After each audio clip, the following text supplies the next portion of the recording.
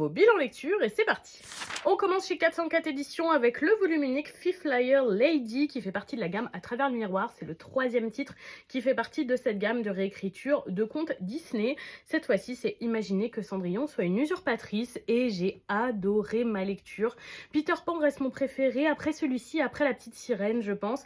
Mais globalement, c'était génial. J'ai adoré notre personnage principal, j'ai adoré le côté intrigue à la cour avec des petites touches de magie, beaucoup de pertinence, une romance bien menée, des rebondissements parfois très inattendus au niveau de la lecture. Je trouve que c'est toujours une agréable surprise quand on arrive à me surprendre justement pendant la lecture parce que c'est de moins en moins le cas. Plus je lis, moins je suis surprise et là vraiment j'ai eu pas mal de surprises. Globalement, j'ai adoré ma lecture, j'ai trouvé ça très bien écrit et très bien mené.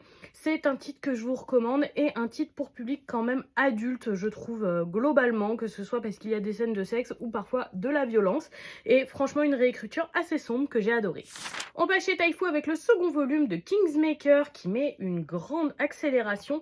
Dans ce titre, il se passe énormément de choses dans ce tome et de choses que je n'ai pas vu venir non plus. Et je dois dire que j'ai beaucoup apprécié, ça me rend hyper curieuse pour la suite. On continue chez Crunchyroll avec le 11e volume de la Smash Edition d'Eikyu. Je continue de redécouvrir ce titre coup de cœur au format papier. Je n'ai vu que l'animé jusqu'ici et ce fut un véritable plaisir. Dans ce volume, on a commencé le printemps interlycée avec le match contre Tsubakihara, la première équipe pour les qualifications de notre équipe de volleyball. C'était absolument prenant comme toujours et j'ai adoré.